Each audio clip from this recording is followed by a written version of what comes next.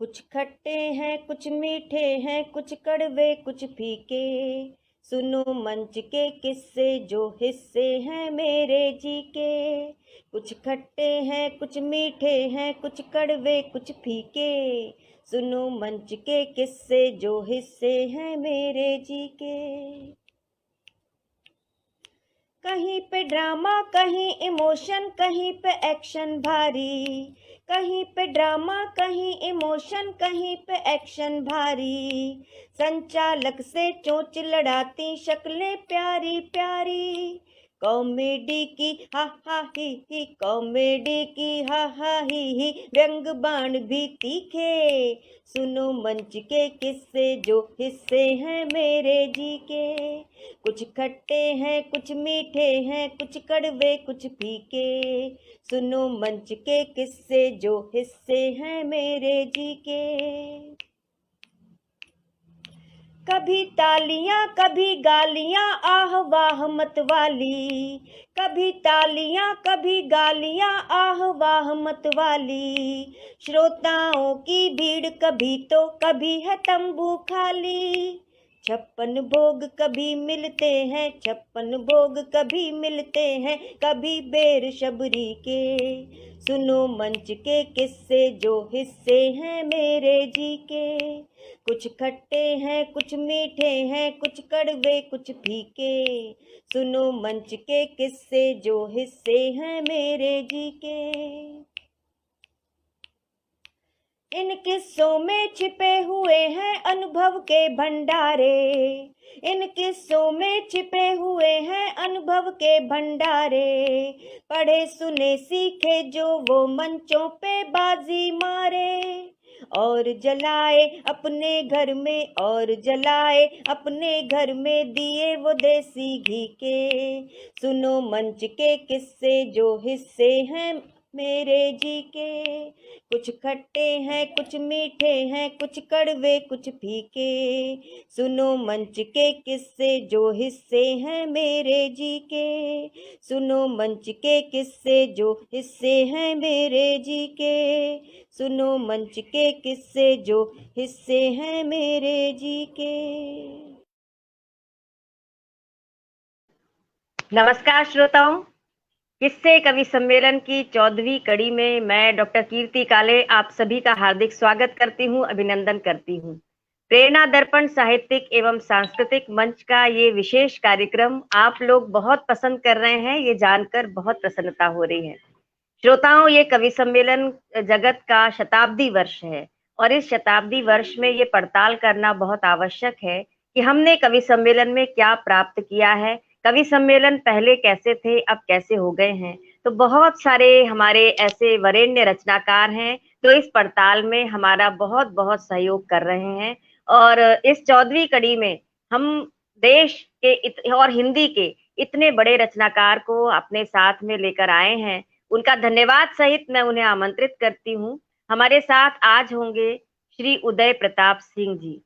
आदरणीय उदय प्रताप सिंह जी लखनऊ से हमारे बीच में हैं और आपको संभवतः सभी लोगों को पता होगा कि आदरणीय उदय प्रताप सिंह जी ने हमारे भारतीय संसद को 3 बार गौरवान्वित किया है। वहाँ भारतीय संसद को में वो बैठे हैं और ऐसे बड़े रचनाकार जो देशभक्ति की बात करते हैं, देश और दुनिया के जलते हुए सवालों पर अपनी कविताएं कहते हैं और साथ में मानवीय संवेदनाओं को प्रकट करते हुए भी उनकी बहुत ही रागात्मक कविताएं हम लोगों ने हमेशा सुनी है। मंच पर जब भी आदरणीय उदय प्रताप सिंह जी होते हैं तो मंच की एक मर्यादा होती है, मंच स्वयं में अपने आप में गौरवान्वित अनुभव करता है। पिछले कई दशकों से कवि सम्मेलन के मंचों को सुशोभित करने वाले बहुत सारे किस्से अपने हृदय में समेट कर आपके लिए लेकर आए हैं। पहले के कवि कैसे थे, आजकल के कवि सम्मेलन कैसे हुए हो गए हैं, और साथ में बहुत सारी बातें हैं, इतनी रुचिकर बातें हैं। आज आप अवश्य सुनिएगा और इस कार्यक्रम को बहुत बहुत शेयर कीजिएगा। प्रेरणा दर्पण साहित्यिक एवं सांस्कृतिक मंच के संरक्षक श्री डॉक्टर भगत जी और हमारे साथ में प्रेरणा दर्पण साहित्यिक एवं सांस्कृतिक मंच के उपाध्यक्ष श्री ओम प्रकाश कल्याणी जी हैं, महासचिव श्री हरि प्रकाश पांडे जी इसका पूरा टेक्निकल सपोर्ट देखते हैं और हमारी पूरी टीम इस पूरे कार्य में लगी रहती है। मैं स्वागत करती हूँ बहुत बहुत मन से आदरणीय उदय प्रताप सिंह जी का। वे आए और अपने कुछ रोचक किस्से, बहुत प्रेरणादायक किस्से, मैं जब भी इनसे बात करती हूँ तब इतने सारे अनुभव वो साझा करते हैं, तो ऐसा लगता है कि क्यों ना ये सारे अनुभव हमारे श्रोताओं तक भी पहुंचाने चाहिए। हमारे श्रोता इस कार्यक्रम को बहुत पसंद कर रहे हैं क्योंकि बहुत सारी टिप्पणियां आती हैं, बहुत सारे कमेंट्स आते हैं और उन्हीं के आधार पर हम इस कार्यक्रम की रूपरेखा बनाते हैं। कवि सम्मेलन समाचार जब आदरणीय सुरेंद्र दुबे जी और मैं हम दोनों के संपादन में हम लोग प्रकाशित करते थे, तो एक पूरा विशेषांक आदरणीय उदय प्रताप सिंह जी के व्यक्तित्व एवं कृतित्व पर हमने प्रकाशित किया था। और इस तरह से आज हमारे बीच में हैं। आप लोग इस कार्यक्रम को शेयर करते रहिएगा। हमारे बीच में आदरणीय उदय प्रताप सिंह जी हैं। मैं उन्हें आग्रह पूर्वक, आदर पूर्वक आमंत्रित करती हूँ और जी से अनुरोध करती हूँ कि पूरे स्क्रीन पर आदरणीय उदय प्रताप सिंह जी को वो यहाँ पर दिखाएं। पिछले बार से हमने एक नई बात प्रारंभ की थी कि हम सक्रिय श्रोताओं को भी कुछ न कुछ रेखांकित करना चाहते हैं, क्योंकि जब तक श्रोता नहीं होते तब तक कोई भी कार्यक्रम सफल नहीं होता है। तो जो श्रोता सक्रियता पूर्वक भाग लेते हैं, बहुत सारी टिप्पणियां करते हैं, हमें अपने सुझाव देते हैं, उन्हें भी हम एक प्रमाण पत्र देते हैं कि ये हमारे सक्रिय श्रोता हैं। तो मैं ओम प्रकाश कल्याणी जी को आमंत्रित करती हूँ कि वे 5 सक्रिय श्रोताओं के नाम पहले बताएं और 5 श्रोताओं के नाम अपने मुट्ठी में बंद रखें और जो श्रोता अंत तक रहेंगे और हमारे कार्यक्रम में बने रहते हैं, 5 ऐसे श्रोताओं को हम कार्यक्रम के अंत में उनका नाम यहाँ पर उद्घाटित करेंगे। मैं आमंत्रित करती हूँ श्री ओम प्रकाश कल्याणी जी। धन्यवाद आदरणीय डॉक्टर कीर्ति काले जी। सबसे पहले मैं आदरणीय उदय प्रताप सिंह जी देश के बहुत वरिष्ठ कवि हैं और राज्यसभा के सांसद भी रहे हैं। मेरा सौभाग्य है कि मैं राज्यसभा में भी उनको सुना है और उनके साथ काव्य पाठ करने का भी अवसर मिला है। तो सर बहुत बहुत हार्दिक स्वागत है पूरे मंच की ओर से। नमस्कार। नमस्कार सर। और सभी श्रोताओं और दर्शकों का बहुत हार्दिक स्वागत करता हूं पूरे मंच की ओर से। जैसा कि आदरणीय कीर्ति जी ने बताया कि हम हर एपिसोड में 10 अपने सक्रिय श्रोताओं के नाम अनाउंस करते हैं और उनको प्रमाण पत्र भी जारी करते हैं मंच की ओर से। तो पिछली बार हमने 10 श्रोताओं के नाम अनाउंस किए थे, इस बार भी हम पहले 5 और आखिर में 5 श्रोताओं के नाम अनाउंस करेंगे। तो पहले 5 श्रोता हैं शिवांश सरल जी, जो कि हमारे लगभग सभी कार्यक्रमों में बहुत ही बढ़ चढ़कर भाग लेते हैं, तो उनको ये प्रमाण पत्र दिया जा रहा है। मीरा शलभ जी, ये भी हमारी बहुत ही सक्रिय श्रोता हैं। आदरणीय मीरा शलभ जी, आपको भी हमारा मंच एक प्रमाण पत्र जारी कर रहा है। और अलका शर्मा जी हैं और देविंदर कौर जी हैं और डॉक्टर मकीन सिद्दीकी जी हैं। ये हम सभी हमारे बहुत सक्रिय श्रोता हैं। तो इस बार पहले 5 श्रोताओं के नाम मैंने अनाउंस कर दिए, बाकी 5 के कार्यक्रम के अंतिम भाग में अनाउंस करेंगे। और कुछ श्रोता जो अभी तक हमसे जुड़े हैं, सपना सक्सेना जी हैं, बहुत बहुत स्वागत कर रही हैं उदय प्रताप जी का। और कुश चतुर्वेदी जी, वो भी स्वागत कर रहे हैं आप दोनों का ही। और प्रेम बिहारी मिश्र जी भी हैं, वो भी स्वागत कर रहे हैं आदरणीय उदय प्रताप सिंह जी का। और कीर्ति जी आपका भी। देवेंद्र कौर जी भी स्वागत कर रही हैं। सपना सक्सेना जी हैं, मोहनलाल मालवीय जी हैं, शिवांश सरल जी भी हैं, कमलेश सिन्हा जी भी हैं, तो कुलदीप शुक्ला जी भी हैं, अवस्थी जी हैं, सुमन किमोठी जी हैं। तो आप सभी श्रोता जो जुड़ चुके हैं, आपका बहुत बहुत स्वागत है मंच की ओर से। इसी प्रकार आपका स्नेह बना रहे।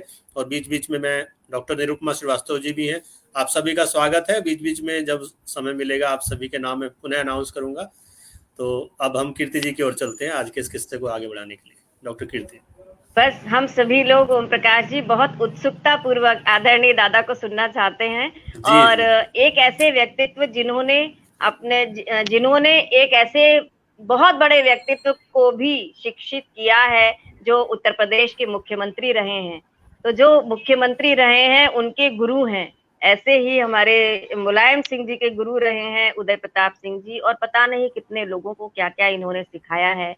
राजनीति के गुरु भी सिखाए होंगे और कविता के गुरु भी सिखाए होंगे। तो ऐसे जी। आदरणीय उदय प्रताप सिंह जी से मैं आग्रह पूर्वक अनुरोध करती हूँ कि उन्होंने कवि सम्मेलन को तब भी देखा है जब पंत जी आया करते थे, मैथिली शरण गुप्त जी आया करते थे, राष्ट्रकवि रामधारी सिंह दिनकर जी मंच पर काव्य पाठ किया करते थे, और आज के जो मंच हैं उन्हें भी वो देख रहे हैं। एक बहुत लंबा अंतराल और बहुत लंबा अंतर इन दोनों कार्यक्रमों में है, इन दोनों कवि सम्मेलनों में है। तो आप इस बारे में कुछ कहना चाहते हो तो कहिएगा, और किससे भी सुनाइए। हम बहुत उत्सुकता पूर्वक आपकी वाणी को सुनने के लिए यहाँ बैठे हुए हैं। आदरणीय दादा उदय प्रताप सिंह। बहुत धन्यवाद डॉक्टर कीर्ति काले। पहले तो मैं आपको, ओम प्रकाश कल्याणी जी को और आपकी पूरी टीम को और जिन लोगों को, श्रोताओं को आपने बधाई दी है और जो सुन रहे हैं सबको नमस्कार करता हूँ। और मुझे अच्छा लगा कि ये कवि सम्मेलनों की जो शताब्दी है उसमें आप ये सुनना चाहते हैं संस्मरण। तो मैं मेरा एक शेर है, वो मैं कहता हूँ कि पुरानी कश्ती को पार लेकर फकत हमारा हुनर गया है, नए खिवैये कहीं न समझे नदी का पानी उतर गया है। बिल्कुल। बहुत खूब, बहुत खूब। सबके कवि सम्मेलनों में और आपके कवि सम्मेलनों में बहुत ज्यादा नहीं, लेकिन थोड़ा फर्क है। पैसा और सम्मान तब भी मिलता था, पैसा और सम्मान अब भी मिलता है, पर अब उनके अनुपात में थोड़ा बहुत ऊपर नीचे हो गया है। अब पैसा ज्यादा मिलता है, सम्मान कम मिलता है। पहले सम्मान अधिक मिलता था, पैसा कम मिलता था। तो मुझे एक घटना याद आ रही है, सन 92 में मैनपुरी में एक बहुत बड़ा हिंदी सम्मेलन हुआ था, भारतीय हिंदी सम्मेलन, और उसमें शाम को एक कवि सम्मेलन हुआ था। उस कवि सम्मेलन में देश के जितने भी उस समय के बड़े कवि थे, सारे के सारे उपस्थित थे। उसमें निराला जी, महादेवी जी, दिनकर जी, सोहनलाल द्विवेदी जी, डॉक्टर राम कुमार वर्मा जी, डॉक्टर सुमंगल सिंह सुमन, और जो सबसे छोटे कवि थे उसमें उम्र के हिसाब से, वो थे नीरज जी, गोपाल दास नीरज। अच्छा। अब हमारे बीच में उनमें से तो कोई है नहीं, लेकिन मुझे वो स्मृतियां सब याद हैं। वो कवि सम्मेलन मेरे जीवन का पहला कवि सम्मेलन श्रोता के रूप में, मैंने श्रोता के रूप में सुना था उसे। तब मैं किसी कक्षा में पढ़ा रहा होगा, 92 में। और उसमें इससे बड़ा कवि सम्मेलन फिर मैंने जीवन में कभी नहीं देखा। वो मेरे जीवन का सबसे बड़ा कवि सम्मेलन था और सबसे पहला भी था, लेकिन तब मैं श्रोता था। उस कवि सम्मेलन में बात होगी ये सन 52 की बात है, 51 या 52 की होगी, 52। हाँ। और उसमें कन्हैयालाल माणिकलाल मुंशी जी, जो तत्कालीन गवर्नर थे उत्तर प्रदेश के, वो उसकी अध्यक्षता कर रहे थे। और उसमें कमलेश्वर भी मैनपुरी के रहने वाले थे, तो वो भी थे, और तमाम लोग थे, बड़े बड़े लोग जो जिनके नाम आपने सुने हैं। पर मैं तो एक विद्यार्थी के रूप में सामने बैठा हुआ सब देख रहा था। और राजा गोविंद राम सिंह मैनपुरी के राजा हुआ करते थे। उनके बहुत निकट हुआ करते थे आदरणीय बलवीर सिंह रंग। तो बलवीर सिंह रंग और राजा गोविंद राम सिंह जी के सहयोग से ये कवि सम्मेलन का आयोजन किया गया था, और शिशुपाल सिंह शिशु भी थे। लेकिन मैं ये कहना चाहता हूँ कि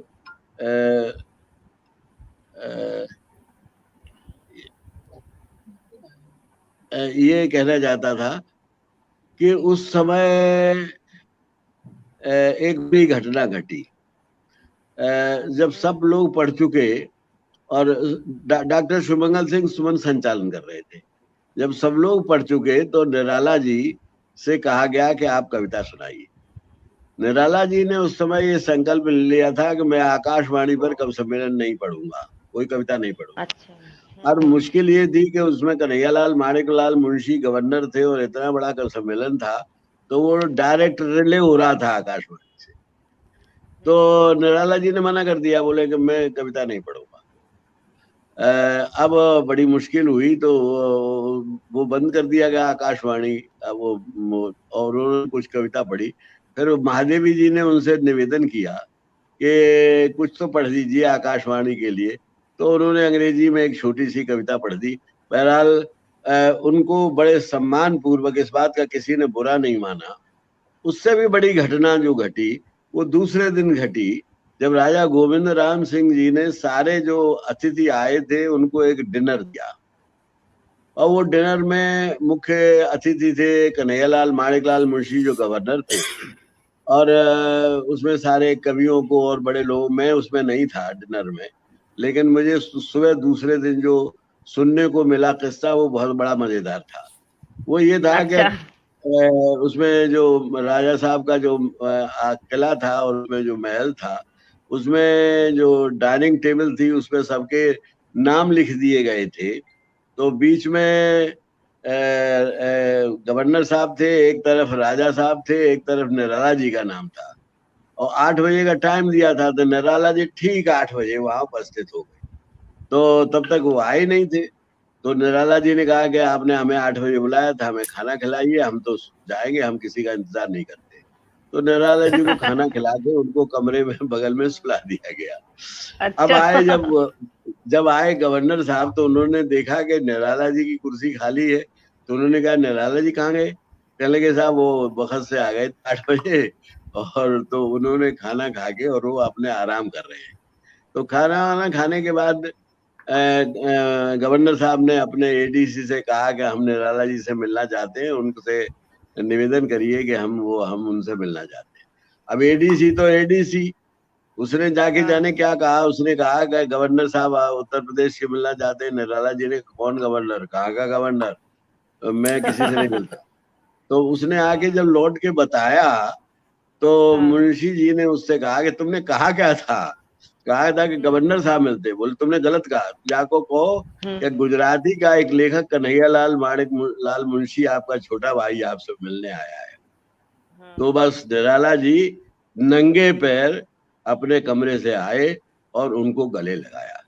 तो उस समय कब बड़ा होता था, गवर्नर छोटा होता था, और ये एक ऐसी वैसी जगह नहीं, एक राजा के दरबार का किस्सा है। तो ये कवि सम्मेलनों का उस वक्त का स्वाभिमान होता था। कवियों का भी स्वाभिमान ऐसा था पहले। हाँ निराला जी स्वाभिमान के मामले में निराला जी से बड़ा स्वाभिमानी कवि निराला जी के तो कई किस्से हैं। एक बार उन्होंने नेहरू जी ने एक बयान दे दिया था कि अभी हिंदी की अभिव्यक्ति की शक्ति उतनी नहीं है कि वो अंग्रेजी की तरह राजकाज संभाल सके।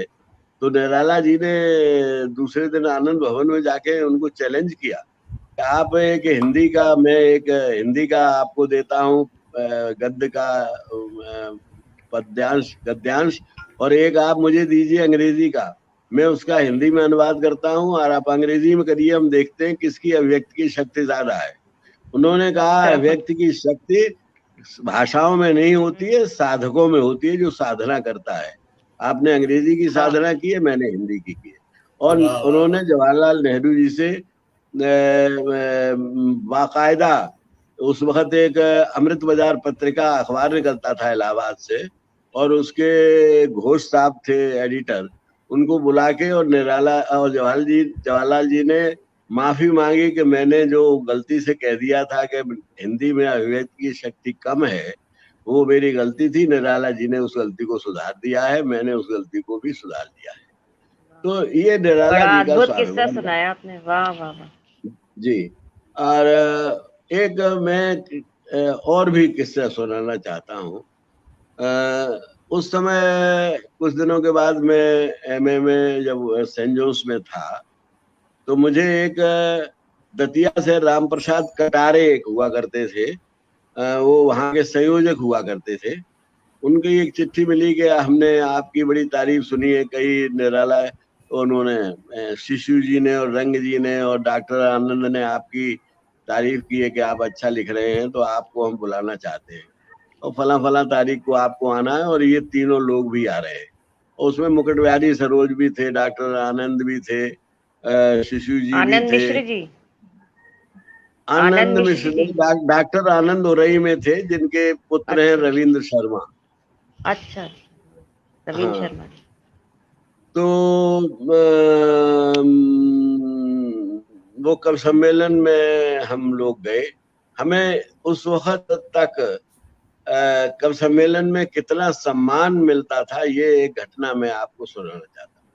तो राम प्रसाद कटारे जी ने हम सब लोगों की रहने की व्यवस्था, उनका बड़ा बड़ा सा मकान था, उसमें बहुत सुंदर व्यवस्था खाने की सबकी। लेकिन एक दिन पहले हम लोग पहुंच गए थे, सबको उन्होंने बुलाया था। दूसरे दिन कब सम्मेलन था, तो दूसरे दिन उन्होंने हमको दतिया की सब जगह दिखाई, वहां का मंदिर दिखाया, वहां पे जहांगीर महल, जिसमें दतिया महाराज ने जहांगीर की एक दिन ठहरने के लिए बनाया था। और वहां पर सेवड़ा एक जगह है, वहां पर शेर आते थे पानी पीने, वहां नदी थी और ऊपर से जो नहर का पुल था उससे देखा जाता था नहर और नदी क्रॉस करती है। तो वो सब घुमाया गया, बड़ा सम्मान हुआ और हमको बड़ा अच्छा लगा, क्योंकि उस जमाने में हमें कवि सम्मेलन के पैसे से कम, लेकिन ये घूमने फिरने का बड़ा मजा था। तो हम लोग खूब अपने उनके साथ गए और खूब घूमे। कवि सम्मेलन हो गया। कवि सम्मेलन के बाद दूसरे दिन डिनर हुआ और तीसरे दिन हम लोगों को भेजा गया। लेकिन मैं जो कहना चाहता हूं कि मखमल की थैली में, सुंदर सी खूबसूरत थैली में जो कुछ भी था, पत्र पुष्प वो रखे हुए थे और बड़े आदर से टीका लगा के आरती उतार के सब कवियों को दिया गया। और किसी ने भी ये नहीं पूछा कि इसमें कितना क्या रखा है। लेकिन जब वो आए, क्योंकि उसमें दतिया महाराज के उमराव सिंह साहब थे, उनके रिश्तेदार थे और वो सेवड़ा के बड़े जमींदार थे, तो उन्होंने खुद हम सबको सम्मानित किया और पैसा दिया और ये कहा कि आपकी कविता सुन के, आप सबकी कविता सुन के हम लोग धन्य हुए हैं और अगले साल अगर हमें बुलाएं तो हमें आप इसी प्रकार से सहयोग कीजिएगा। बड़ा आदर होता था, आदर ज्यादा था और पैसा कोई इतना महत्वपूर्ण नहीं था। एक तीसरी घटना मैं सुनाना चाहता हूँ कि ये इमरजेंसी के टाइम में, सन इमरजेंसी लगी हुई थी, जोर पे थी और इटावा में कवि सम्मेलन हुआ। इटावा नुमाइश का वो कवि सम्मेलन सरकारी होता था, हर साल होता था। तो उस कवि सम्मेलन की घटना में विशेष रूप से आपको सुनाना चाहता हूँ कि हमसे संबंधित है। उस समय मुलायम सिंह, जिनका कि आपने अभी जिक्र किया, वो हमारे उस समय विद्यार्थी नहीं, वो हमारे कॉलेज के साथी लेक्चरर हो गए थे उसी कॉलेज में। तो वो जेल में थे और इमरजेंसी में उन्हें बंद कर लिया गया था। तो वो हुआ क्या कि हम ये सोच के कवि सम्मेलन में जा रहे हैं इटावा, तो उनसे भी मिलते चले जेल में। तो हम जेल में जब मिलने गए तो उन्होंने कहा कि आप डर के कविता पढ़ेंगे कि इमरजेंसी के खिलाफ कविता पढ़ेंगे। हमने कि ये सरकारी है, इमरजेंसी के खिलाफ तो हम पढ़ना चाहते हैं, लेकिन जो डीएम साहब का खत आया था उसमें लिखा था कि कोई राजनीतिक बात न की जाए। उस वक्त अखंड प्रताप सिंह डीएम हुआ करते थे इटावा के, जिनकी बेटी आजकल हमारी समाजवादी पार्टी की राष्ट्रीय अध्यक्ष है। तो वो उनसे हमने कहा कि ऐसे ऐसे मुलायम सिंह जी का तो ये और आपका आदेश ये। तो उन्होंने कहा कि हमारा जो होगा सो हम देख लेंगे, आप अपनी कविता अपने ढंग से पढ़िए। और फिर मैंने वहां एक कविता पढ़ी। वो कविता ये थी कि वातावरण भले डूबा हो घोर अंधेरे में, लेकिन साथी देर नहीं है नए सवेरे में। आंधी है नाराज के दीपक क्यों कर जलता है, मेरे आगे वंश उजाले का क्यों चलता है। लेकिन कब तक इसका उत्तर रामायण देगी, जब तक फंसते नहीं राम लक्ष्मण के घेरे में। वातावरण भले डूबा हो घोर अंधेरे में, लेकिन साथी देर नहीं है नए सवेरे।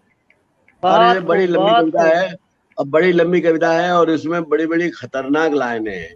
एक इसमें ये भी था कि भले पुजारी सही मगर क्या श्रद्धा हो उनमें, प्रतिमाओं पर पैर धरे हैं चढ़ने की धुन में। चढ़ते चढ़ते बहुत बड़े, तब इतने बड़े हुए, बोना लगे मनुष्य की तुलना में जब खड़े हुए। आज परिस्थितियां हमसे चाहे जो करवा लें, कल कदवार खड़े होंगे ये युग के फेरे में। अब ये कविता जब पढ़ के हमने बड़ी तालियां बजी और कई बार हमको दोहराना पड़ा। और सुबह वहां एक अखबार निकलता था, देश धर्म, और उसके देवीलाल जी दुबे उसके संपादक हुआ करते थे, और जिनके पुत्र अभय दुबे बहुत बड़े जर्नलिस्ट हैं आजकल हिंदुस्तान के। उस अखबार में निकला कि इमरजेंसी की धज्जियां, आपातकाल की धज्जियां उड़ाई गई कब सम्मेलन में, और कविता भी खूब हुई। अच्छा, जब मैं ये पढ़ रहा था अखबार, तो वो अखबार लेके जो आए थे उनका नाम था विश्वनाथ भटेले। वो एक पत्रकार थे स्वयं, और वो बहुत बुजुर्ग आदमी थे, हमसे उम्र में बहुत बड़े थे, कम से कम उम्र में हमसे 20 साल बड़े होंगे उस वक्त। तो उन्होंने आके कहा कि तुम ये पहले कभी नहीं हो, ऐसी घटना एक और घट चुकी है इटावा नुमाइश में बहुत पहले, अंग्रेजों के जमाने में जब अंग्रेज था, तो उस समय सरकारी नुमाइश थी।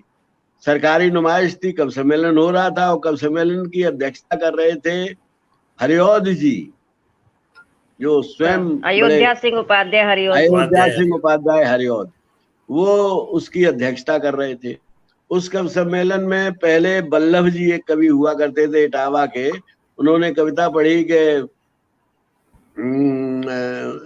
धरा धसेगी, प्रलय मचेगी, व्योम लगेगा थर्राने, जबरन करने को निकलेंगे स्वतंत्रता के दीवाने।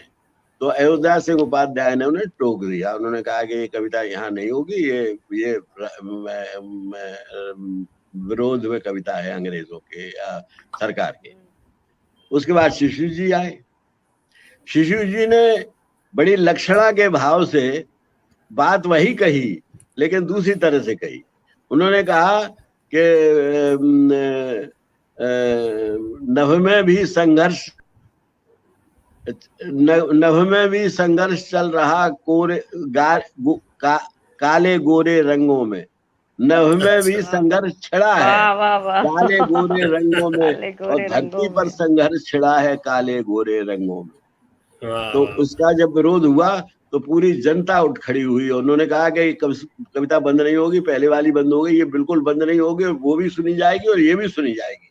और जनता के अनुरोध पर वो कविता सुनी गई।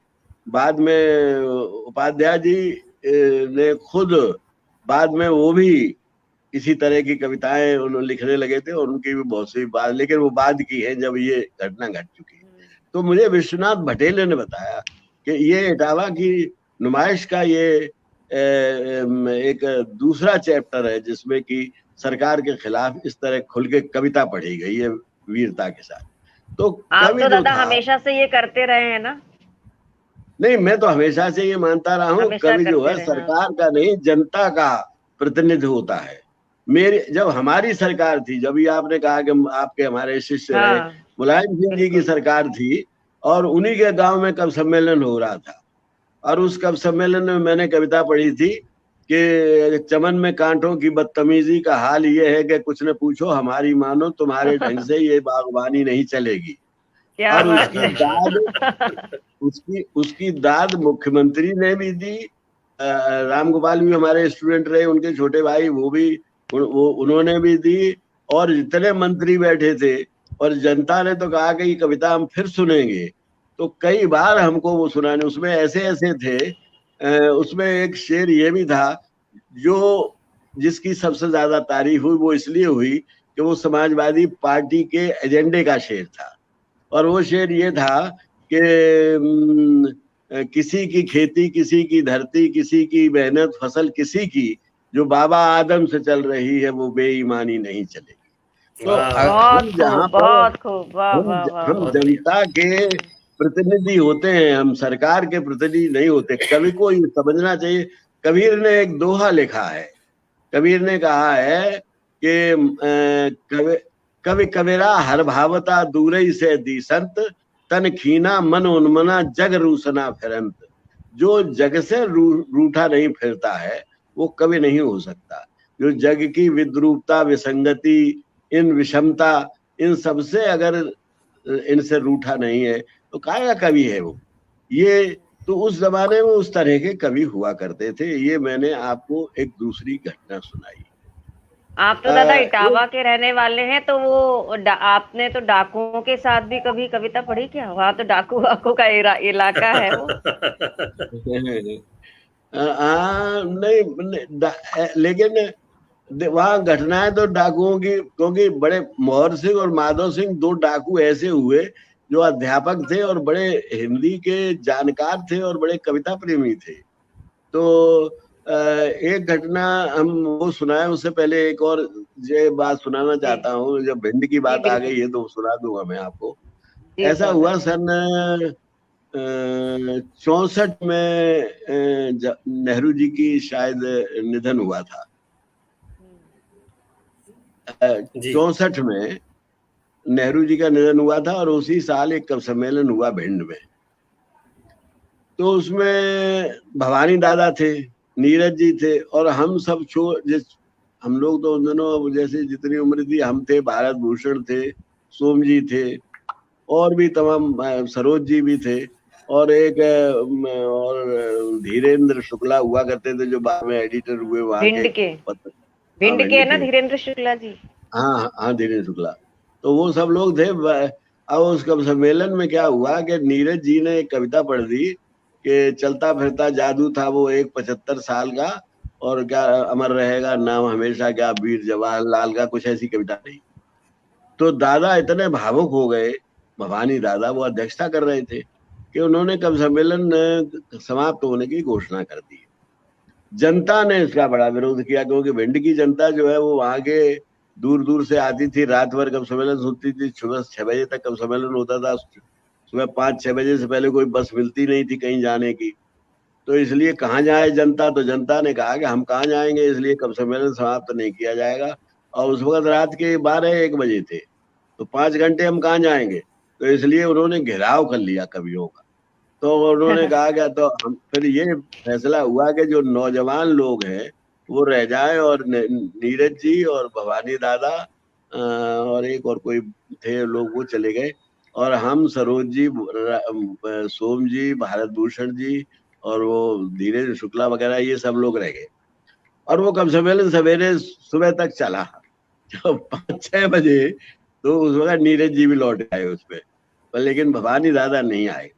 तो उसी के बाद की कहीं बात है जो आप कह रही हैं डकैतों वाली, कि जब हम लोग ठहरे हुए थे तो 2 लोग आए, बड़े तमीज के साथ उन्होंने कहा कि साहब हम फलां गांव में आपको ले चलेंगे, वहां कुछ एक गोष्ठी होगी, कवि सम्मेलन नहीं होंगे, श्रोता ज्यादा नहीं होंगे, तो आप और सरोज जी 2 को हमने चुना है कि आप लोग चलेंगे और आप कितना पैसा लेंगे। तो आप पैसे वैसे की तो बात करने की उन दोनों बात होती नहीं थी, तो हमने कही कि जो आप देना चाहें वो दे दीजिए, हमें पैसे वैसे से कोई बहुत खास दिलचस्पी नहीं है, आपने इतने उससे कहा।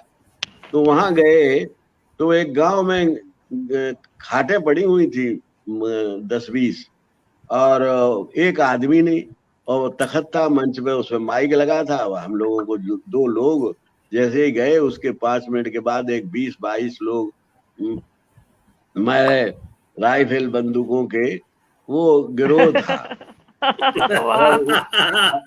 और सारे लोग, और इतना अच्छा सुना उन्होंने।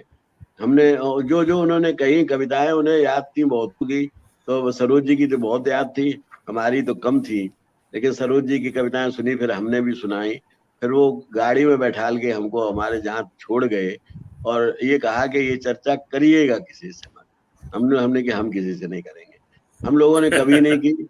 और ये इसके अलावा मैं एक बात और कहना चाहता हूँ कि नागार्जुन जी जो थे, जो महाकवि नागार्जुन, जनकवि नागार्जुन, वो उस समय डकैतों पर एक किताब लिख रहे थे। तो एक दिन उन्होंने रोक लिया हमें, बोले हमारे संग चलो, हम डकैतों से चर्चा करने जा रहे हैं। तो एक पत्रकार थे कोई, वो हमको ले गए, तो हम उनके नागार्जुन जी के साथ रहे और उन्होंने कई डकैतों से बातचीत की, उनकी किताब उनकी उस पर उन्होंने लिखी थी। तो ये हमारे से ऐसे बहुत से संस्मरण। एक बार हम और सोम जी भी थे, बटेश्वर से आ रहे थे तब भी डकैतों ने घेर लिया, उन्हें किसी वकील की तलाश वैसे थी। हिम्मत है आपकी भी। नहीं तो वो सबको उतारा उन्होंने और पूछा कि फलाना वकील कोई नहीं। जब कोई नहीं तो उन्होंने कहा अच्छा आप लोग जाओ, बैठो, जाओ अपने कब सम्मेलन में जाओ। हम लोगों ने कहा कि हम तो वो ऐसी बहुत सी घटनाएं वहां होती रहती थी क्योंकि वो इलाका ही वो था। लेकिन शिषपाल सिंह शिशु जो वहां के कवि थे, उनकी सारे जितने भी वहां के जो उनको वो कहते थे, डकैत कोई नहीं कहता था बागी उन्हें, बागी बागी बागी बागी। बागी बागी लोग जो थे वो बड़ा सम्मान करते थे। तो वो, लेकिन मैं एक बहुत व्यक्तिगत अपनी बात संस्मरण सुनाना चाहता हूँ। मैं सन 53 में इंटरमीडिएट का जब स्टूडेंट था तो मेरे एक प्रोफेसर हुआ करते थे, योगेंद्र पाल साबर, बहुत अच्छे उर्दू के शायर थे और अंग्रेजी के वो लेक्चरर थे। तो उन्होंने कुछ कीट्स की कोई कविता का पैराफ्रेजिंग करने के लिए हमको दिया कि कल करके लाना। हम अपने खेल कूद में भूल गए, नहीं कर पाए। तो उन्होंने हमको क्लास में से निकाल दिया, बोले कि जब तक इसके पैराफ्रेजिंग नहीं करके आओगे तब तक क्लास में नहीं हम घुसने देंगे। अच्छा, वो बहुत अच्छे शायर भी थे। तो हमने हम बड़ा अपमानित अनुभव किया हमने, और हमने सोचा कि इनको कैसे जवाब दिया जाए। तो हमने क्या क्या किया कि किड्स की उस कविता का जो लावेला डेमसेंस मर्सी कविता थी, उसका मैंने उसी मीटर में पहली 8-10 लाइनों का ट्रांसलेशन किया और दूसरे दिन जाके मैंने सुनाया। मैंने पैराफ्रेजिंग नहीं, मैंने इसका उसी मीटर में अनुवाद कर दिया है। वही था, what can ail thee knight at arms alone and palely loitering the सेज has withered from the lake and over sing. मैंने उसका अनुवाद किया था, क्या तुमको दुख देता सहने क्यों खोए से क्यों हो उदास, पक्षी का कलरव बंद हुआ सूखी झीलों की हरी घास। अगली पंक्ति थी, she met me in the she met me in the midst and full beautiful like a child, fairy child, her hair was long, her foot was light, her eyes were wild। फिर मैंने उसका अनुवाद किया कि वो मिली मुझे थी खेतों में परियों के सुशी आंखें थी, थे केश बड़े और पद कोमल बेरहम बहुत ही आंखें थी। सागर साहब बोले, ये तुमने ट्रांसलेशन किया है?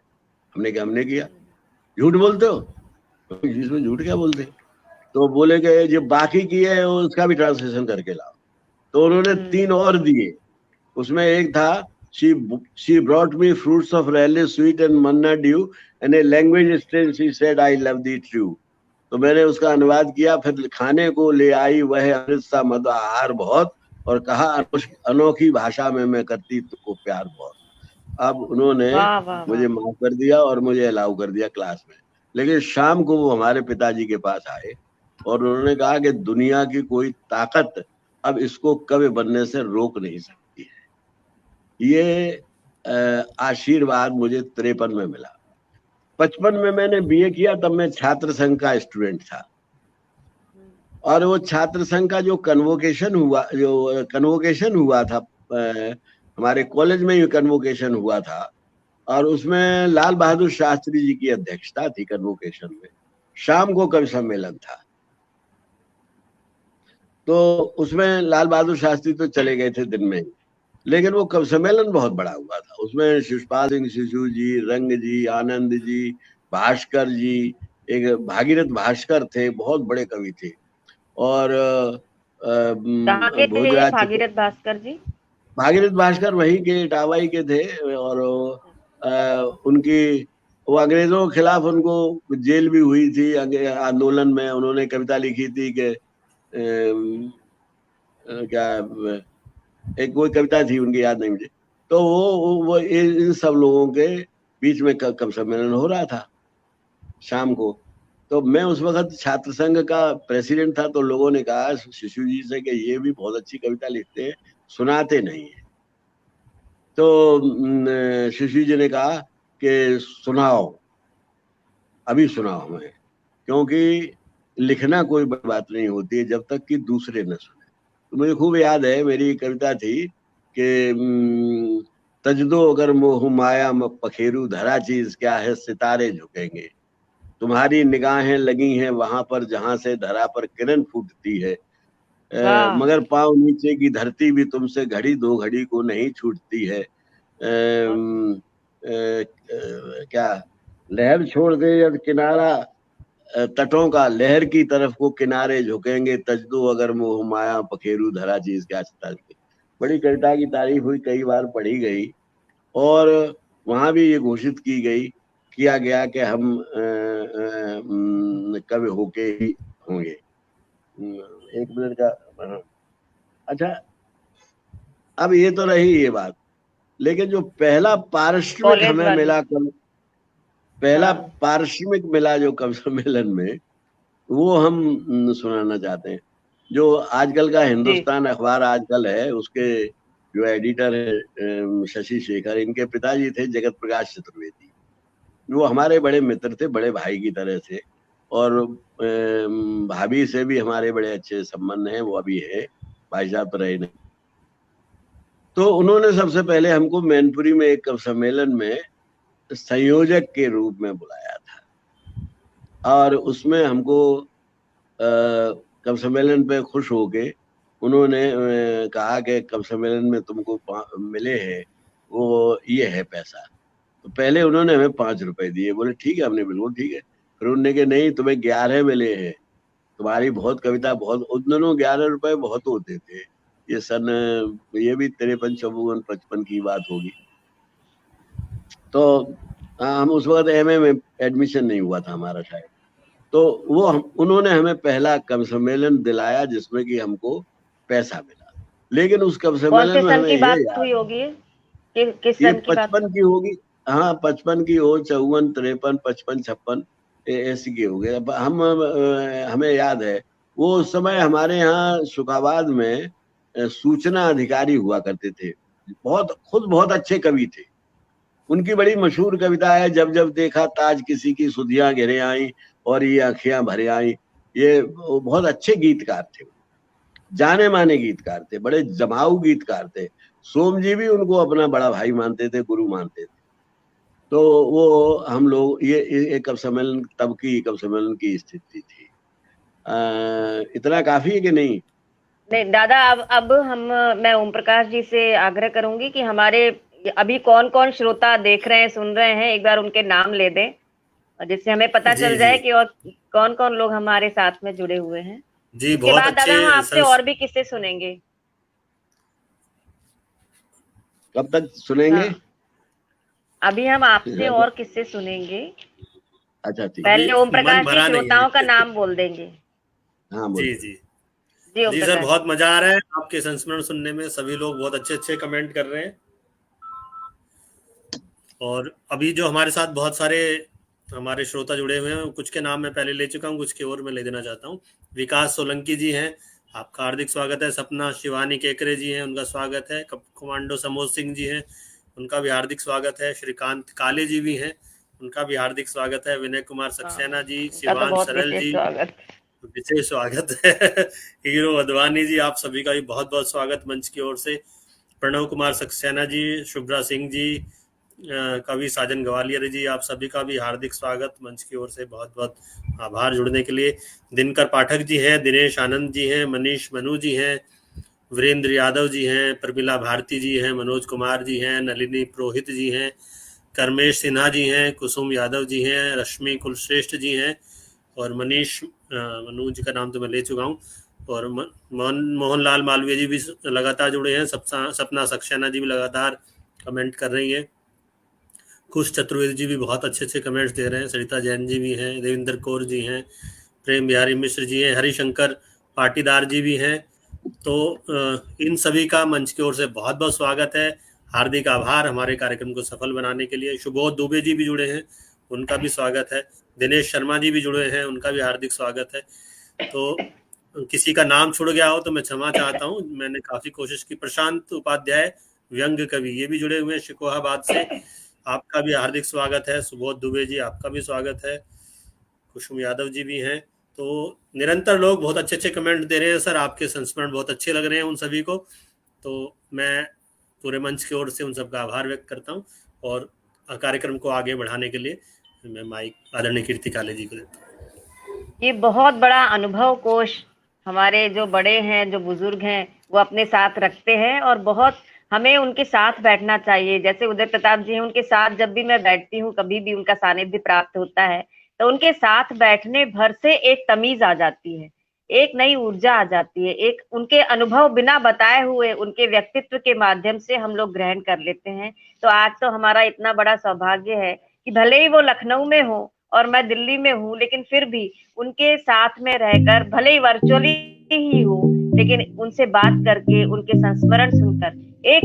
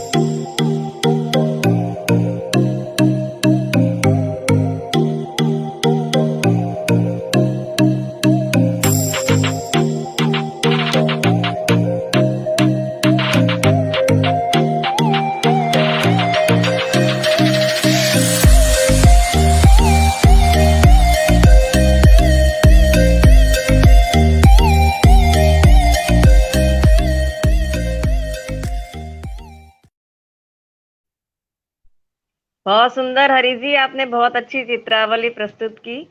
और मैं चाहती हूँ कि कुछ एक दो संस्मरण और दिनकर जी के साथ का कोई संस्मरण है, मैथिली शरण गुप्त जी के साथ का संस्मरण कोई हो तो सुनाए। उसके पहले एक मैं छोटा सा किस्सा बताऊं अपने श्रोताओं को कि अभी कुछ साल पहले मुंबई के चैम्बूर में एक कवि सम्मेलन था और उसमें इस समय के लगभग सारे ही दिग्गज रचनाकार थे। बहुत सारे हास्य के कवि भी थे, वीर रस के कवि भी थे, बहुत सारे कवि थे, सुरेंद्र शर्मा जी थे, हरिओम पवार जी थे, सत्यनारायण सत्तन जी थे, ये सारे लोग थे। और कार्यक्रम बहुत अच्छा चल रहा था, सब लोग बहुत पसंद कर रहे थे, संचालन मैं कर रही थी। लेकिन जिस समय आदरणीय उदय प्रताप सिंह जी का काव्य पाठ हुआ, पूरा कवि सम्मेलन बिल्कुल उसकी धारा बदल गई। लोग जहां केवल ठहाकों में खो रहे थे या अन्य दूसरी धारा में बह रहे थे, सुनील जोगी भी थे वहां पर, श्री सुरेंद्र दुबे जी भी थे, बहुत सुंदर कवि सम्मेलन वहां हो रहा था। दादा शायद आपको याद होगा।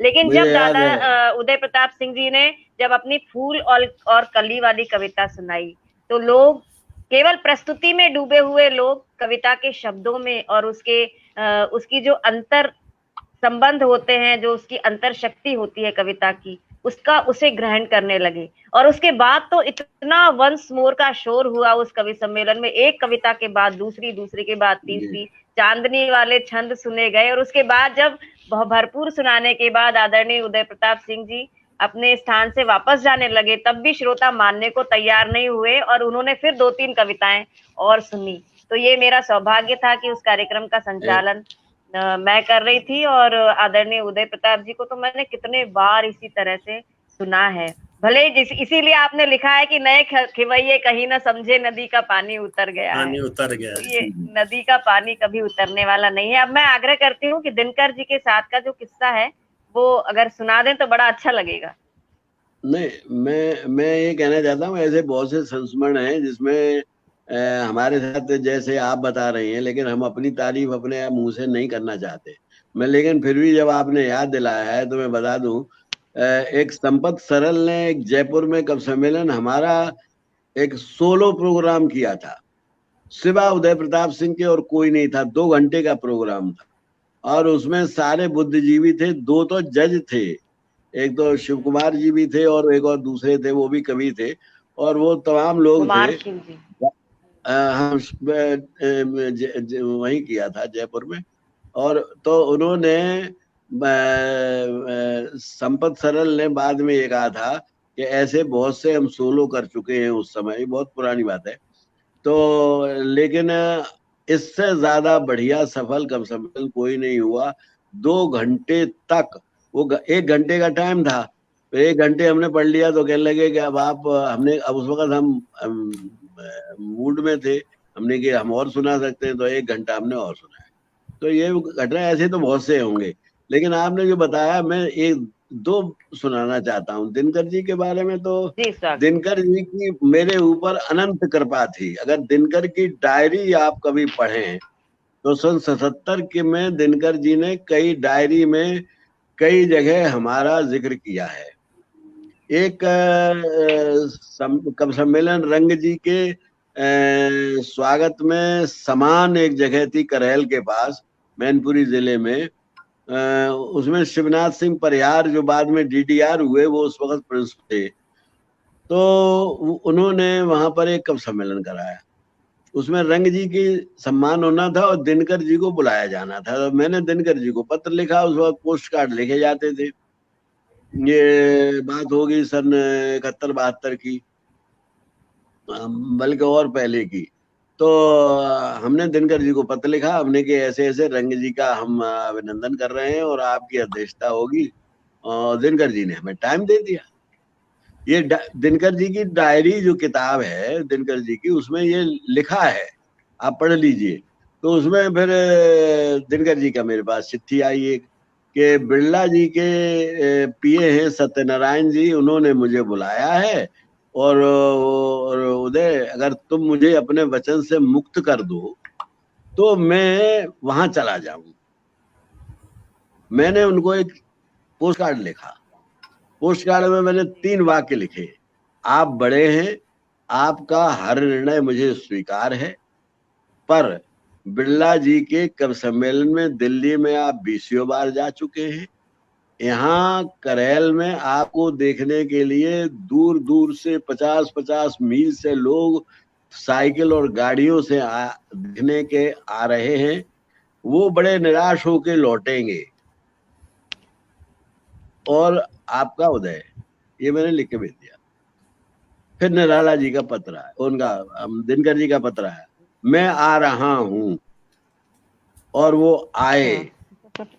और उन्होंने जो उस दिन जो काव्य पाठ किया है वो अद्भुत था। एक संस्मरण तो मेरा ये है।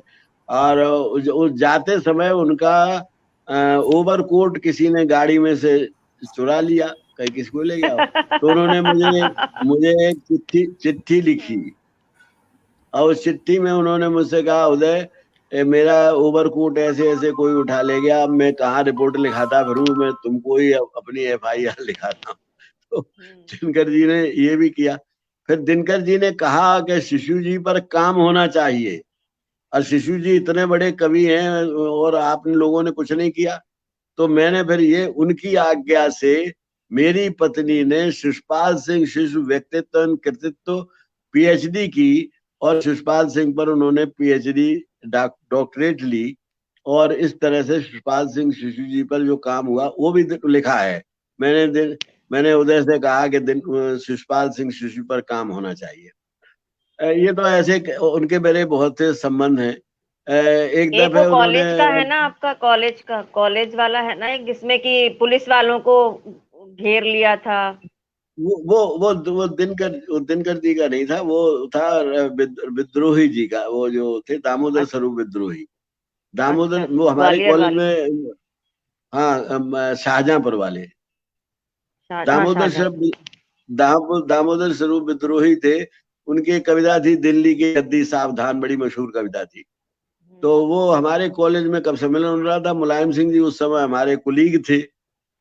तो उसमें उन्होंने वो कविता पढ़ दी। वहां के प्रिंसिपल जो थे वो कांग्रेस के थे और PCS के मेंबर थे। तो उनको खुश करने के लिए एक दरोगा जी अतिरिक्त उसमें आगे गए, ये कविता बंद होनी चाहिए। तो हमने इनकी तरफ देखा, मुलायम सिंह जी की तरफ। तो ये उस वक्त MLA हो चुके थे, सन 67 में ये MLA हो गए थे। तो ये उठा के उनको ले गए और उनको कहा दरोगा जी को कि आप अगर चले जाएं तो बहुत अच्छी बात है, नहीं तो हम हर तरह से आपको ठीक कर सकते हैं। आज जो भी हुआ हो, हमें नहीं मालूम बाहर क्या हुआ। लेकिन वो कहानी बड़ी मशहूर हो गई है और उसमें लोगों ने तो यहाँ तक लिखा है कि फिर उनमें जो भी हुआ, खैर वो हम चूंकि थे नहीं तो हमें मालूम नहीं। लेकिन वो ऐसे तो बहुत घटनाएं घटी है। दिनकर जी हमारे साथ एक बार बलरामपुर में दिनकर जी की अध्यक्षता थी और एक अजीब कवि सम्मेलन हो रहा था वहां। वहाँ उर्दू और हिंदी के दोनों शायर बुलाए गए थे। बलरामपुर में उर्दू की जानने वाले भी ज्यादा हैं और हिंदी जानने वाले भी कम नहीं है। तो बलरामपुर में बेकल उत्साही साहब तो थे ही थे, लेकिन वहाँ एक आदित्य कुमार चतुर्वेदी थे, वहाँ MLV कॉलेज के लाल कुंवर कॉलेज के प्रिंसिपल। वो हमारे गुरु भी रहे थे AK कॉलेज में शुकाबाद में, उन्होंने अंग्रेजी पढ़ाई थी। तो हम लोग वो एक बड़ा कवि सम्मेलन हुआ, उसमें दिनकर जी भी आए और उर्दू हिंदी के दोनों लोग थे। और अजीब तमाशा उनने किया कि उर्दू का संचालन तो कर रहे थे बशीर बद्र साहब और हिंदी का संचालन हमें दे दिया। तो हमने मैं एक तो जिद ये पकड़ ली कि हमने ये बताने के लिए कि ये जरूरी नहीं है कि जो हिंदी जानता हो उसको उर्दू न जानता हो। हमने एक बहुत लंबी कविता बिल्कुल शुद्ध उर्दू में सुनाई वहां पर, और वो कविता बिल्कुल बशीर बद्र के बहर पे थी कि न जाने किस गली में जिंदगी की शाम हो जाए। उसी में मैंने लिखा था कि अगर आंसू गरीबों का शरीके जाम हो जाए, बहुत मुमकिन है कुछ कम गर्दिशे अय्याम हो जाए। और मैं बहुत बढ़िया। तो दिनकर जी ने हमारी बड़ी तारीफ की, पीठ ठोकी, सब कुछ हुआ। अंत में क्या हुआ कि दिनकर जी का नंबर आया, तो दिनकर जी के किसी शिष्य ने कह दिया कि उर्वशी और पुरुरवा का संवाद सुना दो। दिनकर जी सुनाने लगे। अब वहां उर्दूदान लोग ज्यादातर वहां उर्वशी और पुरुरवा का संवाद और वो भाषा के संस्कार जो उसमें है और जो है वो कौन समझे। तो हमें बुरा लगा कि वहां कोई ताली नहीं बजा रहा, कोई हाँ नहीं कर रहा, कोई हूं नहीं कर रहा, और दिनकर जी ऐसे कविता पढ़ रहे, ऊपर सर के ऊपर से गुजर रही है। तो हमने दिनकर जी को खड़े होकर रोका। हमने आदरणीय में एक प्रार्थना करना चाहता हूँ कि ये उर्दू जानने वाले लोग हैं, ये उर्वशी और पुरुरवा का संवाद इनकी समझ में नहीं आ रहा है। ये आप एक कविता हमारे कहने से पढ़ दीजिए, आप हमारे बालक अनुरोध मान के। और वो कविता ये है कि गीतकार मर गया, चांद रोने आया, चांदनी मचलने लगी कफन बन जाने को। और जब वो कविता पढ़ी दिनकर जी ने, तो मैं नहीं समझता कि उनकी कविता से ज्यादा प्रशंसा तालियों की और वाह वाह की और किसी कवि को मिली हो। वो सर्वाधिक प्रशंसित कवि माने गए उस दिन। फिर उन्होंने जो कहा उसमें हमारी बहुत सी तारीफ की, जिसकी मैं अपने मुंह से नहीं कहना चाहता। एक राधा कृष्ण पथिक बहराइच में है, वो अभी है। एक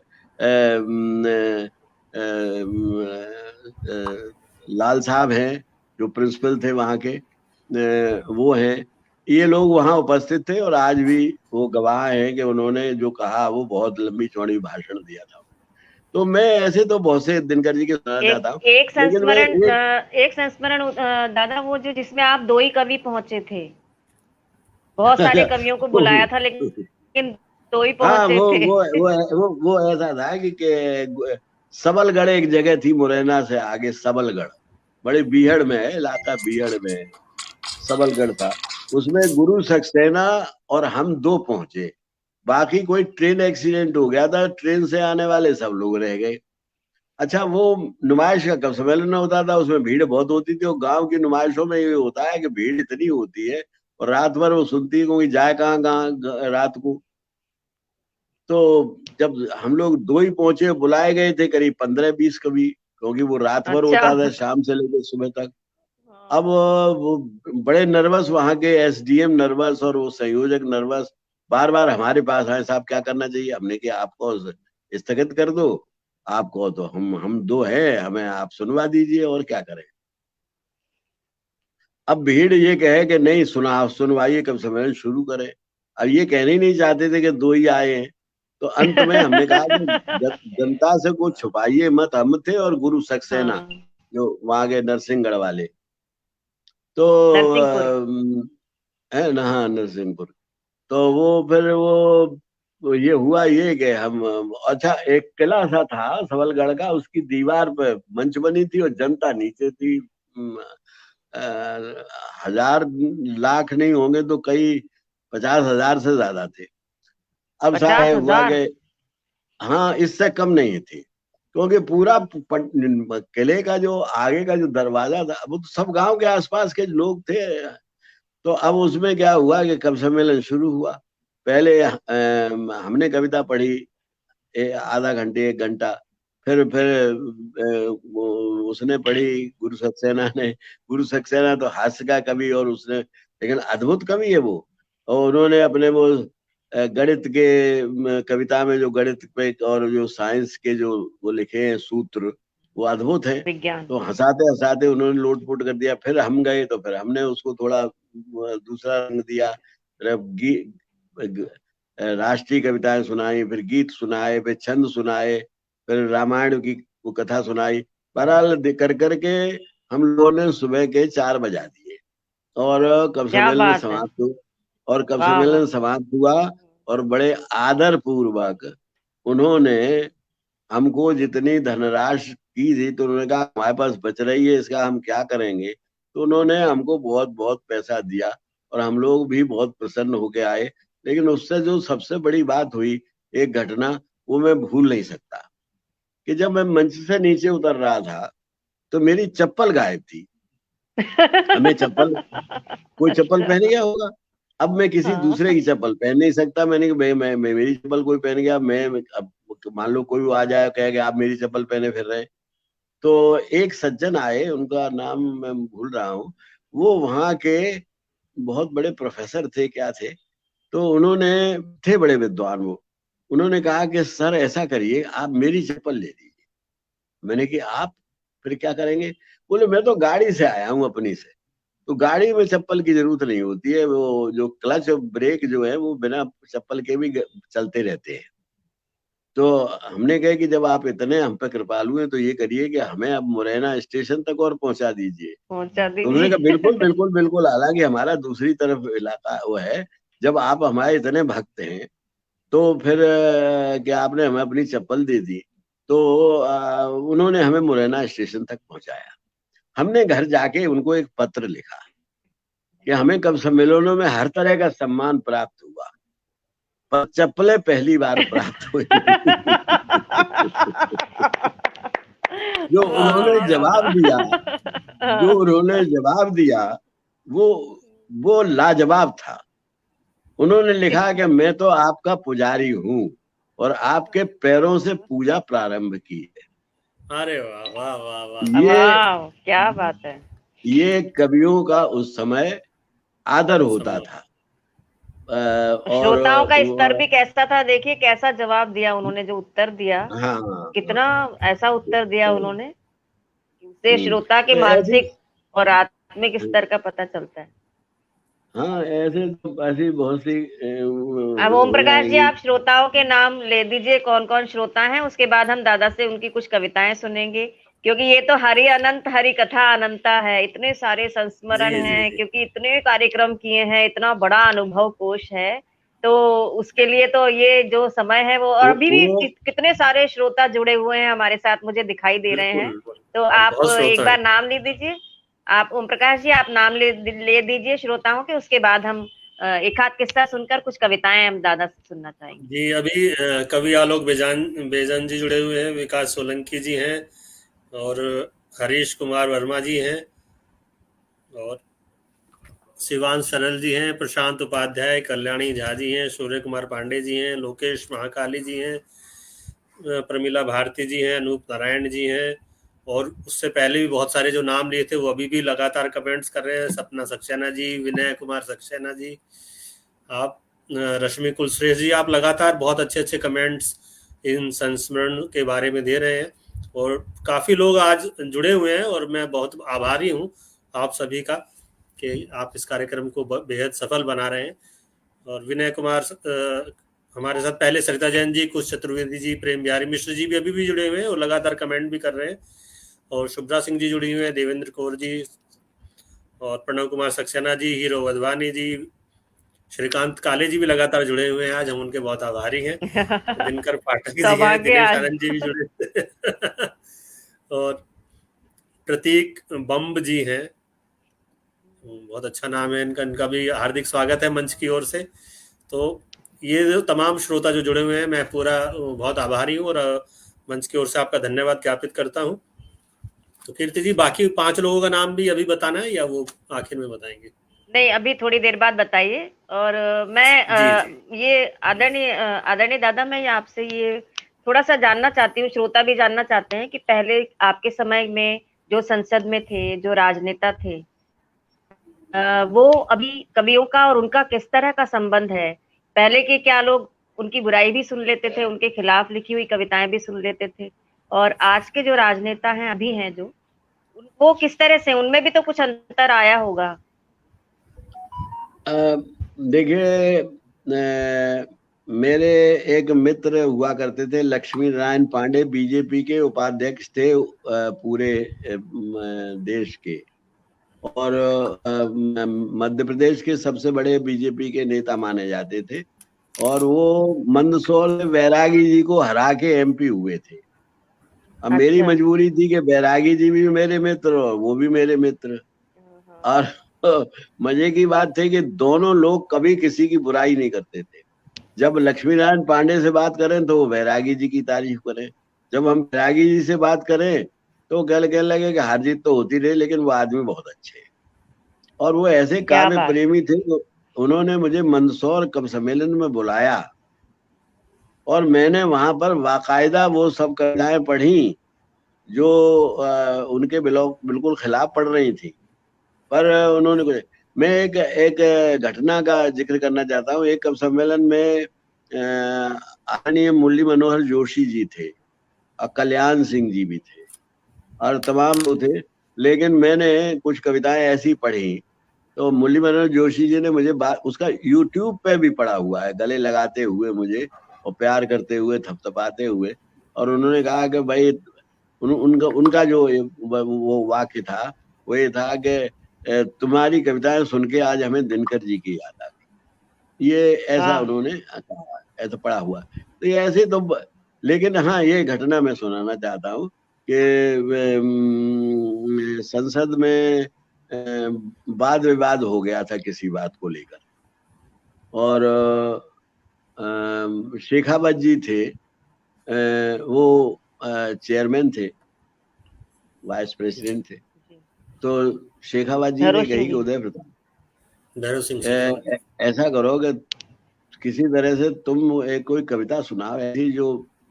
तो मैंने जाके वहां पर एक मेरा शेर था वो मैंने सुना दिया कि इस जज्बे इंसाफ पे कुर्बान जाइए, मुर्दे से पूछते हैं कातिल किधर गए, इस दौर में कुछ ऐसे हाल। उसमें मैंने कहा कि नेताओं का हाल क्या है सर, वो सुन लीजिए। मैंने उनको सुनाया तो उन्होंने कहा कि सर सारे लोग सुने।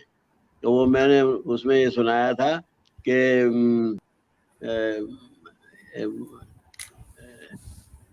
हर देवता के आंखें हैं, आंखों में पुतलियां, पर पुतलियों में जाने नजर है कि नहीं है। तो ये क्या व्यंग है। हाँ, हम 3 लोग थे, बैरागी जी थे, उत्साही जी थे, हालांकि वो रिटायर हो गए थे लेकिन सेंट्रल हॉल में मिल जाते थे, और मैं था, और जटिया जी थे, कई कवि थे, वाजपेयी जी चलते चलते कभी कभी रोक लेते थे, बोले उदय रुको रुको, और बताओ कविता कुछ लिख रहे हो कि नहीं। एक बार हम और वाजपेयी जी दोनों लोग गए हिंदी समिति, जो संसदीय समिति थी, उसमें गए अंडमान निकोबार। तो वाजपेयी जी ने वहां के जो गवर्नर, जो लेफ्टिनेंट गवर्नर थे, उनका जो पीए आया, उन्होंने वहां पर ऐसी थी कि 2 जुड़ी कमरों के सूट थे। तो वाजपेयी जी से पूछा कि आपके बराबर वाले कमरे में किसको ठहरा दें। उन्होंने कहा उदय प्रताप को ठहरा दो। तो मैंने वाजपेयी जी से पूछा जाके, मैंने वाजपेयी जी आपने आपके संग जगदीश प्रसाद माथुर उनके उपाध्यक्ष थे बीजेपी के, उनको न ठहरा के और हमारा नाम ले देना वाजपेयी जी का हमारे लिए बड़ी अजीब सी बात थी। तो हमसे कहने लगे अरे इतनी खूबसूरत जगह आए, कविता की बात करेंगे, हम राजनीति की बात नहीं करना चाहते, ऐसे करके जो सर हिला के बोलते थे। हम राजनीति की बातें करेंगे, कविता की बात करेंगे सब। तो हम लोग रहे खूब कविताएं उनकी, उनके साथ हमने MLV कॉलेज ग्वालियर में, वहाँ के स्टूडेंट शायद रहे थे। मैंने बहुत पहले, तब आनंद मिश्र, चंचल जी, आनंद मिश्र, मुकुट बिहारी सरोज, और वीरेंद्र मिश्र जी, ये सब ग्वालियर के थे। एक अश्क जी थे और ये सब लोग, और अटल जी भी थे उसमें। हम सलीम लोगों ने अश्क जी, सलीम अश्क सलीम अश्क जी, हाँ। हाँ। तो ये सब लोगों ने वहाँ, हम ग्वालियर में कई बार उनके साथ कविता भी पढ़ी। एक बार चैम्बर ऑफ कॉमर्स में पढ़ी, एक बार MLB में पढ़ी। और जब वो प्राइम मिनिस्टर हुए तब मैं कमीशन में था, बैकवर्ड कमीशन में। तो एक दिन जब वो आ रहे थे तो मैं एक तरफ हट गया, मैंने कहा, तो उन्होंने देख लिया। तो जाते ही उन्होंने आदमी को भेजा कि जाओ उदय प्रताप बुला के लाओ। तो मैं गया, तो वो कहने लगे कि ये बताओ कि कोई लतीफा वतीफा इस वक्त हो रहे हैं कि नहीं हो रहे। मैंने कहा साहब एक लतीफा आपको लतीफे।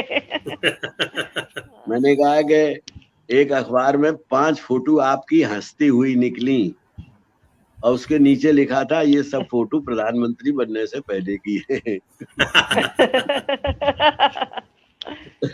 तो इतने हंसे और फिर वो चले।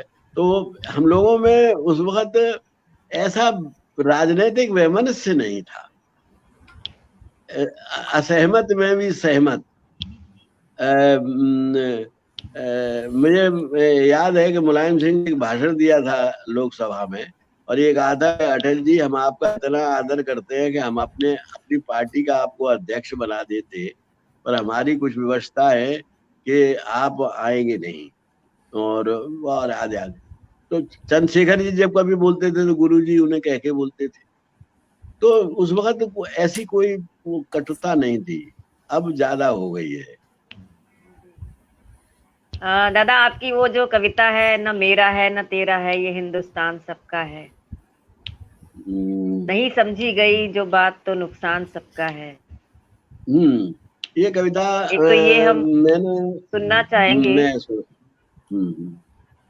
भाई ये कविता सुना और के एक मैं फूल समाप्त और कर दूंगा। एक फूल और कली की, और एक ये दो कविताएं। एक बता क्योंकि दो, एक सुना। बहुत सारे लोग यहाँ, बहुत सारे लोग कह रहे हैं इसको, कविता को सुनाने के लिए। अच्छा चलिए मैं सुना दूंगा। ये कविता तो ये है, ये इस कविता में मैं ये चाहता हूँ कि कोई भी किसी गांव शहर के रहने वाले, किसी या परिवार के रहने वाले खुश हैं तो उसका प्रमाण क्या है, उनमें आपस में मेल मिलाप कितना है। तो मैंने ये कविता लिखी है कि न मेरा है न तेरा है ये हिंदुस्तान सबका है, नहीं समझी गई ये बात तो नुकसान सबका है। हजारों रास्ते खोजे गए उस तक पहुंचने के, भगवान तक पहुंचने के जो रास्ते हैं उनका नाम धर्म है। तो हजारों रास्ते खोजे गए उन तक पहुंचने के, मगर पहुंचे हुए ये कह गए भगवान सबका है। न मेरा है न तेरा है ये हिंदुस्तान सबका है। और इस देश की जो महान संस्कृति है, आप ताज्जुब करेंगे कि इसके जो इतना बड़ा संगीत का हमारा जो इतिहास है। एक बार मैं अमेरिका गया तो अमेरिका के कुछ लोगों ने मुझसे पूछा कि भारत का संगीत इतना मीठा है और हमारा संगीत इतना मीठा नहीं है, इसका कारण क्या है। तो हमने कहा कि आपके तो इतिहास ही 200 साल का है, तो आपका संगीत भी 200 साल पुराना है। हमारा तो 10,000 साल का तो इतिहास हमें मालूम है, पहले का मालूम नहीं हो, तब से संगीत चल रहा है। तो कहाँ 10,000 की साधना, कहाँ 200 साल की साधना, फर्क तो पड़ेगा। तो मैंने उसमें लिखा था कि जी हमारी तो जो इसमें मिल गई नदियां वो दिखलाई नहीं देती, महासागर बनाने में मगर एहसान सबका है। हजारों रंग खुशबू नस्ल के, हजारों रंग खुशबू नस्ल के फल फूल पौधे हैं, हजारों रंग खुशबू नस्ल के फल फूल पौधे हैं, मगर उपवन की इज्जत आबरू ईमान सबका है। मेरा है न तेरा है ये हिंदुस्तान सबका है। एक इसमें शेर यो भी है कि अजंता ताज खजुराहो बुजुर्गों की निशानी है, जो जनता दे रही सम्मान वो सम्मान सबका है।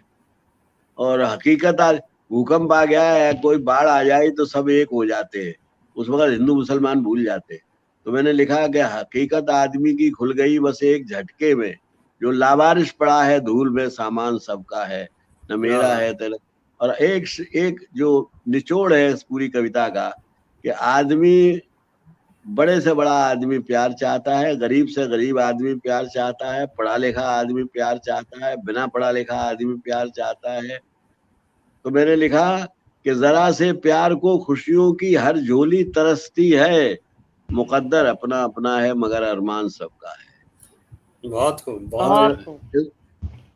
और एक शेर आखिरी इसमें यह है कि उदय झूठी कहानी है सभी राजा और रानी की, जिसे हम वक्त कहते हैं वही सुल्तान सबका है। सुल्तान वाह, सबका है। क्या बात है, वाह वाह वाह, बहुत खूब। बहुत खूब, बहुत खूब, बहुत खूब। अब अभी 5 लोगों मेरी के नाम 5 लोगों के नाम अभी अनाउंस होने हैं। आप लोग बहुत संख्या में इस कार्यक्रम को सुन रहे हैं और मैं वो फूल और कली वाली कविता और आग्रह करना चाहूंगी कि बहुत ही अलग तरह की हमारी कविता है और बहुत बहुत ही सीखने वाली कविता है। चलिए, वो कविता ये है कि ये प्रतीक है, लक्षणा का प्रयोग किया है कि दो तरह के लोग होते हैं। कुछ लोग तो अपने लिए तो सभी जीते हैं, लेकिन अपने लिए, अपनों के साथ साथ परोपकार के लिए तुलसी ने लिखा कि परहित सरस धर्म नहीं भाई, पर पीड़ा सब नहीं अगमाई। दूसरों को दुख देने से ज्यादा बुरी बात नहीं और दूसरों को सुख देने से बड़ा कोई धर्म नहीं। तो ऐसी कविताएं सुन सुन के कुछ प्रेरणा मिली, तो मैंने एक कविता लिखी कि कली और फूल की बात हो रही। कली फूल से कह रही है कि फूल से बोली कली, क्यों व्यस्त मुरझाने में है, फायदा क्या गंध और मकरंद बिखराने में है। तूने अपनी उम्र क्यों वातावरण में घोल दी, अपनी मनमोहक पखरियों की चटा क्यों खोल दी। तू स्वयं को बांटता है जिस घड़ी से तू खिला, किंतु उपकार के बदले में तुझको क्या मिला। मुझको देखो, मेरी सब खुशबू मुझी में बंद है, मेरी सुंदरता है अक्षय, अनछुआ मकरंद है। मैं किसी लोल भ्रमर के जाल में फंसती नहीं, मैं किसी को देखकर रोती नहीं हंसती नहीं। मेरी छवि संचित जलाशय है, सहज झरना नहीं। मुझको जीवित रहना है, तेरी तरह मरना नहीं। मैं जब कांटों में पली थी, मैं जब का जो हर स्वार्थी आदमी वही दलील देता है, तो वही दलील कली ने कहा कि जब मैं कांटों में पली थी, दुनिया तब सोती रही, मेरी ही क्या ये किसी की भी कभी होती नहीं। ऐसी दुनिया के लिए सौरभ लुटाऊं किस लिए, स्वार्थी समुदाय का मेला लगाऊं किस लिए। ये स्वार्थी लोगों का प्रवचन है। अब फूल जो जवाब देता है वही कविता का निचोड़ है, वही कविता का संदेश है। फूल उस नादान की वाचालता पर चुप रहा, फिर स्वयं को देखकर भोली कली से ये कहा कि जिंदगी सिद्धांत की सीमाओं में बढ़ती नहीं, ये वो पूंजी है जो वैसे बढ़ती है घटती नहीं। 4 दिन की जिंदगी खुद को जिए तो क्या जिए, बात तो तब है कि जब मर जाए औरों के लिए। वाह वाह वाह वाह। आराम की पूछो अगर तो मृत्यु में आराम है, और जिंदगी कठिनाइयों से जूझने का नाम है। जितना तुम दोगे समय, जितना तुम दोगे समय उतना संजोएगा तुम्हें। पूरे उपवन में पवन कंधों पर ढोएगा तुम्हें, चांदनी अपने दुशाले में सुलाएगी तुम्हें, ओस मुक्ता हार सोते में पहनाएगी तुम्हें, धूप अपनी उंगलियों से गुदगुदाएगी तुम्हें, तितलियों की रेशमी सेहरन जगाएगी तुम्हें, टूटे मन वाले कलेजे से लगाएंगे तुम्हें, और मंदिरों के देवता सर पर चढ़ाएंगे तुम्हें। वाह वाह वाह वाह। गंध उपवन की विरासत है, अंतिम पंक्तियां हैं। गंध उपवन की विरासत है, इसे संचित न कर, बांटने के सुख से अपने आप को वंचित न कर। यह संजोने का मजा कुछ है तो बिखराने में है, और जिंदगी की सार्थकता बीज बन जाने में है। वाह वाह वाह वाह। और दूसरे दिन मैंने देखा वो कली खिलने लगी, शक्ल सूरत में बहुत कुछ फूल से मिलने लगी। क्या बात, बहुत शानदार कविता।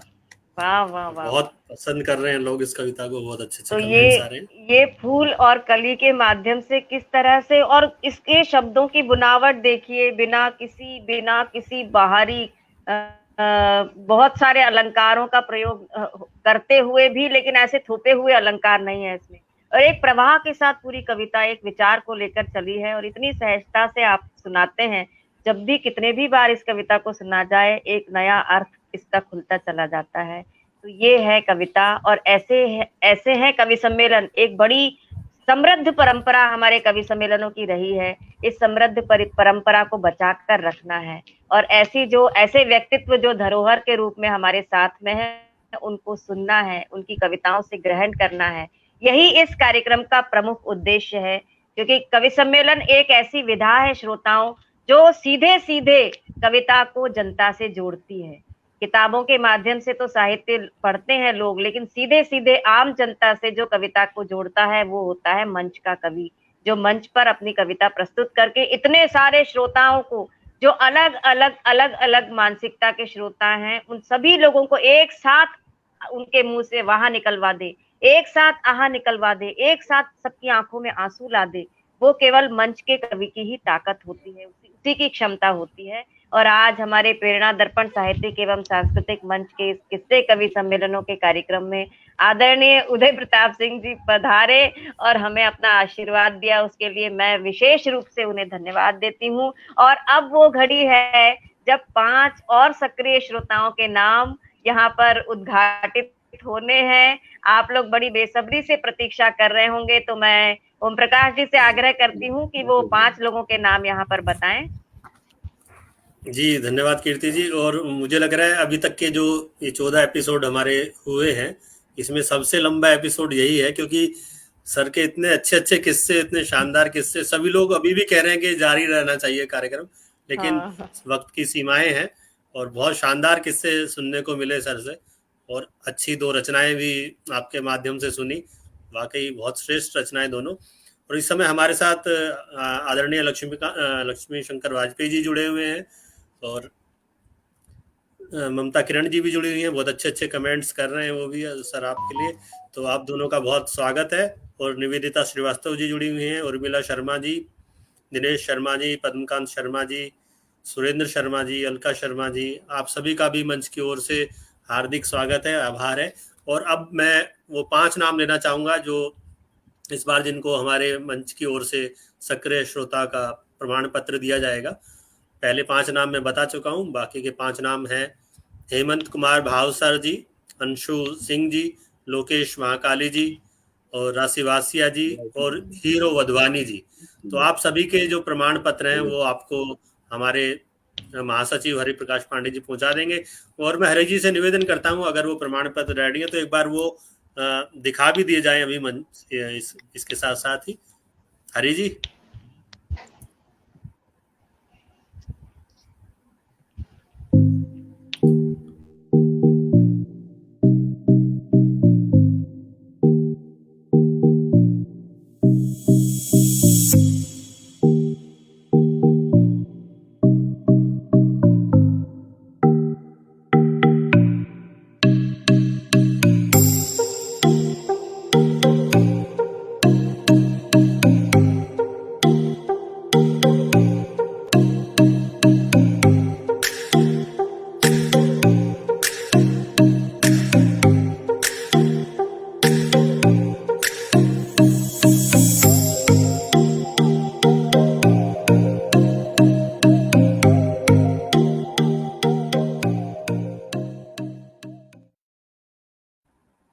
बहुत खूब, बहुत खूब, बहुत अच्छा आपने ये प्रमाण पत्र बनाए हरी जी। उसमें लोकेश महाकाली जी का नाम रिपीट हो गया है, मकीन सिद्दीकी जी के साथ शायद उनका एक नाम दोबारा से आ गया, उसको ठीक करा।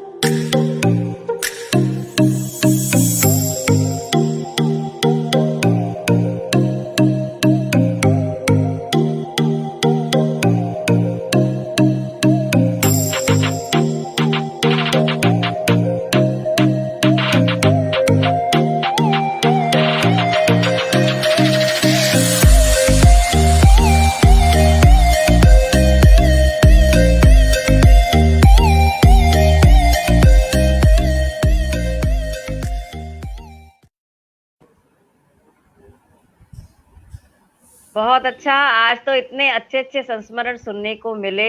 आदरणीय उदय प्रताप सिंह जी हमारे कवि सम्मेलनों की धरोहर हैं और जिन्होंने लिखा है कि मैं धन से निर्धन हूँ पर मन का राजा हूँ। मैं धन से निर्धन हूँ पर मन का राजा हूँ, तुम जितना चाहो प्यार तुम्हें दे सकता हूँ। तो आज इतना सारा प्यार, इतना सारा स्नेह मुझे व्यक्तिगत रूप से और हमारे मंच को इन्होंने प्रदान किया। मैं बहुत बहुत धन्यवाद देती हूँ, आभार मानती हूँ। और आगे भी जब भी हम याद करें तब हमारे बीच में आ जाएं और हमेशा आते रहे हैं। मुझे तो बहुत ही स्नेह मिला है उनका, हमेशा से ही सारे कवियों को मिलता है। तो जो व्यक्ति जितना भरा हुआ होता है उतना अधिक समृद्ध होता है, उसकी छलकन कम होती है लेकिन वो अंदर से बहुत ही समृद्ध होता है। ये बड़े लोगों के सोहबत में बैठने से पता चलता है। अगले शनिवार को इसी समय हम एक और नायाब हस्ती के साथ आपके समक्ष उपस्थित होंगे। तब तक के लिए मुझे और ओम प्रकाश कल्याणी जी को आज्ञा दीजिएगा।